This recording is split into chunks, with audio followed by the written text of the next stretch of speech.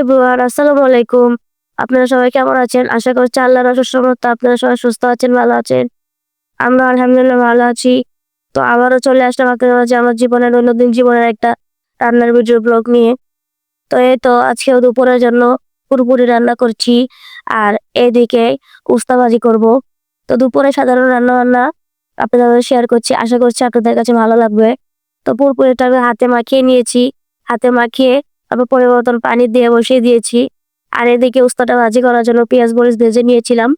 তারপরে উস্তাগুলো দিয়ে দিয়েছি পরিমাণ মতো লবণ দিয়ে ভাজিটা করে নিয়েছি। আর ভাজিতে আমি হলুদ ব্যবহার করি না। বিশেষ করে উস্তা ভাজিতে আমি হলুদ দেই না। সেজন্য ভাজিটা সাদা করে আমি করি। কিন্তু ভাজিটা সিদ্ধ হয়। আর এই তো পুরপুরির ভেতরেও মাছ দিয়ে দিয়েছি। এটা শুধু আমার বাবার জন্য রান্না করছি, সেজন্য ২ টুকরা মাছই দিয়েছি। আর উস্তা ভাজি করে নিচ্ছি। তো এই তো ভাজিটা দেখুন কি সুন্দর রান্না হয়ে গেছে। আর যে পুরপুরিটা হয়ে গিয়েছে, এখন উল্টিয়ে দিচ্ছি। এভাবে উল্টিয়ে দেই। আর পুরপুরিতে কচু আর আলু দিয়ে পুরপুরিটা করে নিয়েছি। তো দুপুরে ওগুলো দিয়ে খাওয়া-দাওয়ার পর এখন রাতে আবার মুরগির চামড়া ছিল। তো সেগুলো দিয়ে একটু মাংস ছিল, হাত পা ছিল।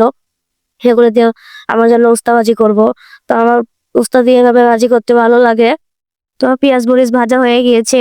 এখানে তো আদা রসুন বাটা আর আমার স্পেশাল একটা মসলা আমি বানিয়ে রেখেছি।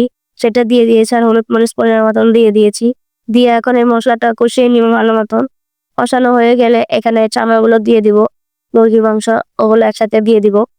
তো এই তো দেখুন মসলাটা কি সুন্দর করে একদম ভাজা করে নিয়েছি। তারপর এখন চামড়াগুলো এনে দিয়ে দিচ্ছি। তো এগুলো দিয়েও এখন একবারে ভালো করে ভাজা করে নেব। আর একটু পানি দিয়ে দিব কষানোর জন্য এখানে। তারপরে এটাকেও ভালোভাবে নেড়ে-চেড়ে নামিয়ে নেব। তারপরে এখানে উস্তাটা দিয়ে দিব। এই তো দেখো কি সুন্দর করে মাংসটাও কষানো হয়ে গিয়েছে। এখন এখানে উস্তাগুলো ঢেলে দিব।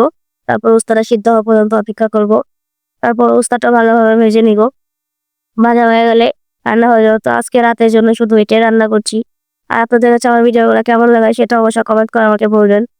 আর আমার কি ধরনের ভিডিও চাই সেটাও বলে যাবেন। তো আজ সবাই ভালো থাকবেন, সুস্থ থাকবেন। আমার জন্য দোয়া করবেন। আল্লাহ হাফেজ।